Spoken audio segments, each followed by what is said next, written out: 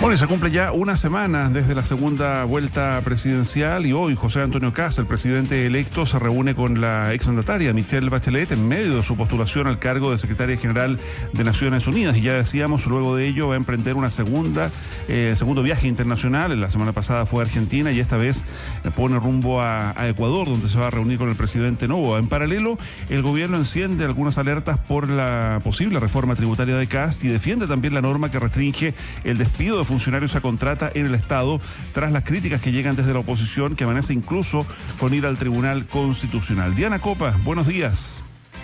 ¿Cómo les va? Muy buen día. Sí, una intensa jornada tendrá hoy el presidente electo José Antonio Kast. En su agenda figuran reuniones con el fiscal nacional, la Contralora General y el esperado encuentro con la expresidenta Michelle Bachelet, que se va a concretar cerca del mediodía en la Fundación Horizonte Ciudadano. La reunión se da en medio del debate por la postulación de la expresidenta a la Secretaría General de la ONU, una idea que Kast tomó con distancia cuando era candidato, pero respecto de la cual hoy muestra mayor apertura, evaluando cuán beneficiosa podría ser para Chile. La senadora y presidenta del Partido Socialista, Paulina Bodanovich, pidió al gobierno entrante respaldar la candidatura, apelando a la continuidad de las políticas del Estado.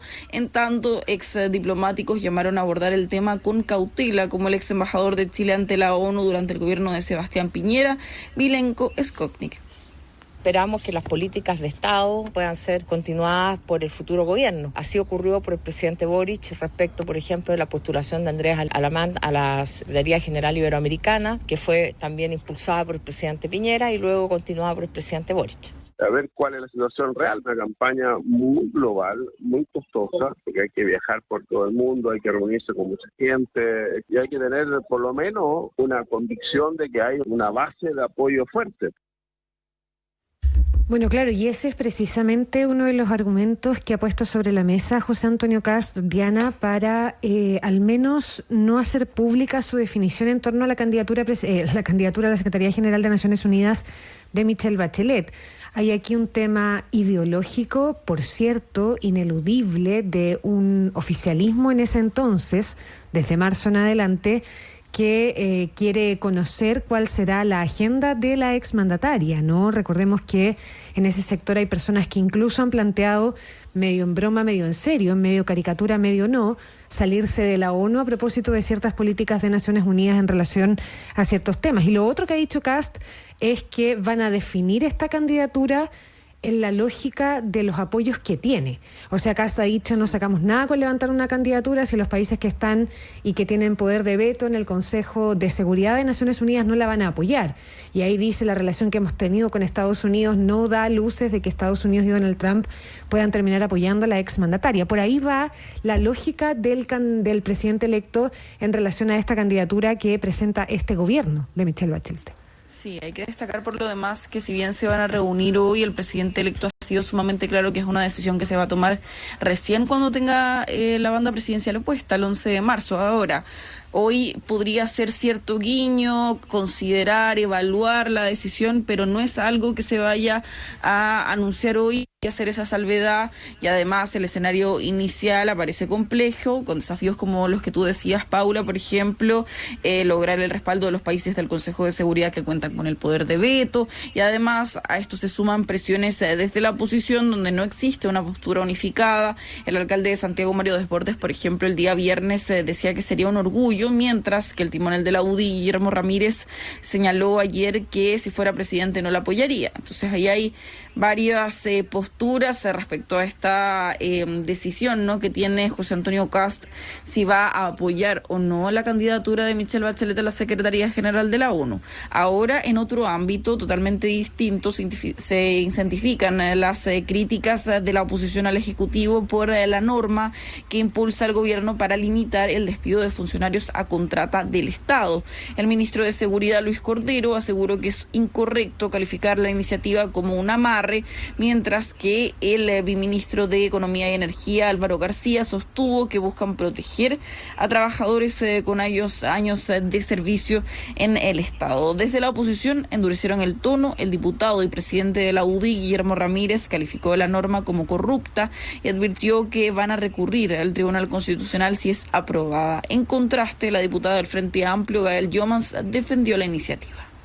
Lo que aquí se está pidiendo es que se institucionalice la corrupción, que estas personas, aunque tengan un mal desempeño, se puedan mantener en el gobierno a la fuerza mediante un proyecto de ley mañoso. Ese artículo es inconstitucional. Tú no puedes en una ley de un tema poner un artículo de contrabando que sea de otro tema distinto. Que se haga la diferencia entre los trabajadores que son a confianza política y los trabajadores de carrera. Eso es necesario establecerlo en la ley y que viene en este reajuste del sector público. Para poder despedirte, simplemente se está pidiendo una justificación. Es lo único que se dice en el protocolo. Entonces, yo llamo a leer el protocolo. Ya, un protocolo que sabemos, Diana, todavía se tiene que discutir en el Congreso. Este es un acuerdo al que se llega entre el gobierno y el sector público, pero que tiene que ser ratificado por el Parlamento, incluido estos enunciados para el despido de funcionarios a contrata en el sector público. ¿Cómo están analizando, de hecho, en el resto de la oposición el impacto que podría tener esta medida, sobre todo pensando en aquellos puestos que el nuevo gobierno va a querer llenar? Sí, en republicanos en particular acusan que la norma busca entorpecer los cambios de la nueva administración y que incluyen la salida de operadores políticos y lo que buscan hacer en materia de recortes, lo que ha planteado Jorge Quiroz en su momento durante la campaña y que ahora tiende a evaluaciones también.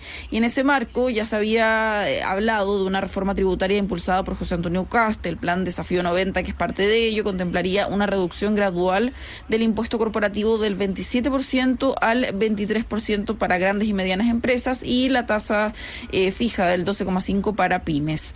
Para incentivar el empleo se implementaría un crédito tributario a las empresas que contraten trabajadores, permitiéndoles rebajar parte de su planilla de sueldos de los impuestos. Y bueno, y desde el empresariado valora la propuesta. En Estado Nacional ayer la presidenta de la CPC, Susana Jiménez, afirmó que se está viendo en la línea correcta. A su vez, el vicepresidente y vocero de CONAPYME, Héctor Sandoval, señaló que la baja de impuestos ayudaría a impulsar la inversión. En el gobierno, en tanto, evitaron adelantar una evaluación definitiva, pero encendieron las alertas. El ministro Álvaro García afirmó que no sería pertinente reducir los ingresos fiscales en el escenario actual. En tiempo de crisis, el presidente Piñera bajó el impuesto de las pymes a un 10% y creo que es un tema que hay que mirar con detención. Y obviamente que cuando hay pago de impuestos inferiores, existe más posibilidades de una reactivación económica. Reducir los ingresos públicos es muy complejo, es altamente aconsejable que sea de manera compensada para no seguir incrementando la deuda pública. Creo que hay un gran consenso sobre la necesidad de reducir la deuda pública y para eso se requieren ingresos públicos. Ahora Paula Mauricio y el presidente electo tendrá además reuniones protocolares con Dorothy Pérez, la Contralora General, Rosana Costa, la presidenta del Banco Central y el fiscal nacional Ángel Valencia. A las 13 horas se va a reunir con la expresidenta Michelle Bachelet y luego va a sostener un almuerzo con el ex canciller Roberto Ampuero, uno de los nombres que ha sonado de los últimos días para asumir la cartera de Relaciones Exteriores. Por la tarde, José Antonio Kast viajará a Ecuador para reunirse con el presidente Daniel Noboa en una visita breve centrada en el corredor humanitario que busca impulsar. Será su segundo viaje internacional como presidente electo, no es el primero, no es el último, porque ya se confirmó que en enero va a viajar a una visita a Perú para reunirse con el mandatario de este país, José Geri, bajo el foco de seguridad y migración. Y bueno, para cerrar, en entrevista con Canal 13 la jornada de ayer, el presidente electo anunció que dentro de los primeros 90 días de mandato va a buscar un acuerdo con el Congreso para tipificar como delito la migración irregular y además no descartó estar considerando parlamentarios en ejercicio para su gabinete. Ya, algo que ya hizo o tuvo que hacer el expresidente Sebastián Piñera, sobre todo en su primer gobierno, por la ausencia de elenco, ¿no? Una derecha que volvía a la presidencia en ese entonces por primera vez desde el regreso a la democracia y tuvo que salir Chadwick y varios otros del Senado porque los elencos políticos estaban precisamente en las cámaras del Congreso en ese momento. Ahora lo que viene para el presidente electo llama la atención esta agenda internacional tan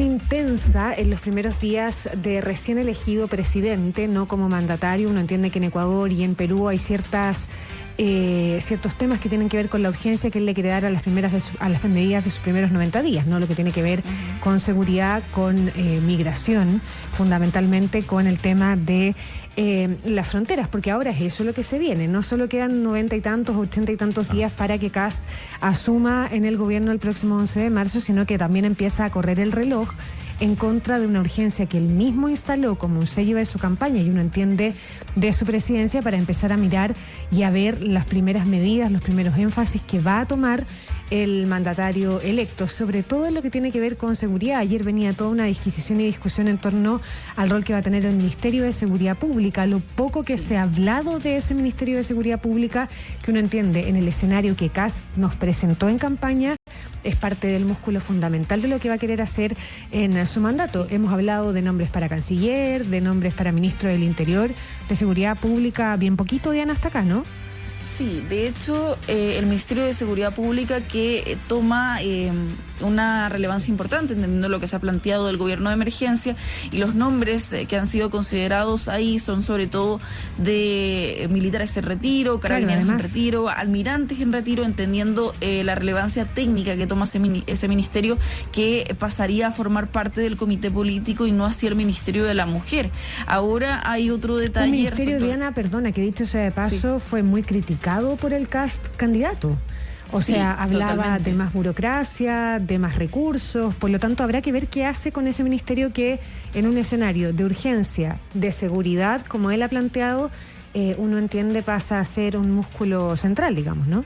Sí, de hecho uno de los posibles nombres que suena para el Ministerio de Seguridad es el de Jorge Parga, el contraalmirante en retiro, posible ministro de Seguridad con 38 años de experiencia en la Armada. Pero así como suena él, suenan otros nombres más técnicos, menos políticos, y es ahí donde suena la disputa por quién poner en ese Ministerio de Seguridad, que si bien tiene decisiones un poco más técnicas, igual tiene que explicar cosas a nivel político. Entonces ahí está un poco la disputa, y es donde también sale el nombre de el diputado y actual presidente del Partido Nacional Libertario, Johannes Kaiser, pero que suena más para defensa.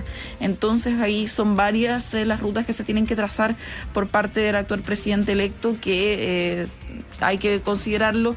El gabinete recién se puede conocer el 15 de enero, pero durante estos próximos días igual podrían confirmarse un par de nombres de las carteras más importantes. Oye, y un último aspecto de la entrevista anoche en Canal 13, que es la primera entrevista que da como presidente electo en profundidad, es esto de los sueldos, porque recordemos que la semana pasada la Comisión para la Fijación de Remuneraciones del Sector Público fija las remuneraciones a partir del próximo año, y el sueldo de presidente en particular aumenta de 8 a 11 millones de pesos, así también la de otras autoridades del país, y le preguntan respecto de esto, porque claro, fue parte de la campaña esto de fijar montos máximos de sueldo, de dejar, por ejemplo, en los colaboradores, decía Janet Jara, en 5 millones de pesos como tope, pero el presidente electo dice que es un tema que todavía no se ha debatido a fondo, dejando ahí la incógnita respecto de si él va a aceptar esta nueva remuneración, él y sus colaboradores, en definitiva, o le va a poner un tope como se planteó en su momento en campaña. Sí, también por ejemplo se conversó algo que no se había dicho, pero el presidente electo también ya evalúa un busto para el expresidente Sebastián Piñera, y fue algo que mencionó durante esta entrevista, entre otras cosas más. Y bueno, va a tener una semana, un día particularmente intenso el día de hoy, y un último dato, el 24, el 31, Navidad y Año Nuevo, pretende tomarse un descanso en medio de esta agenda que tiene en los próximos días. Ya pues, Diana Copa, muchas gracias, buenos días. Diana, buen día. Buen día.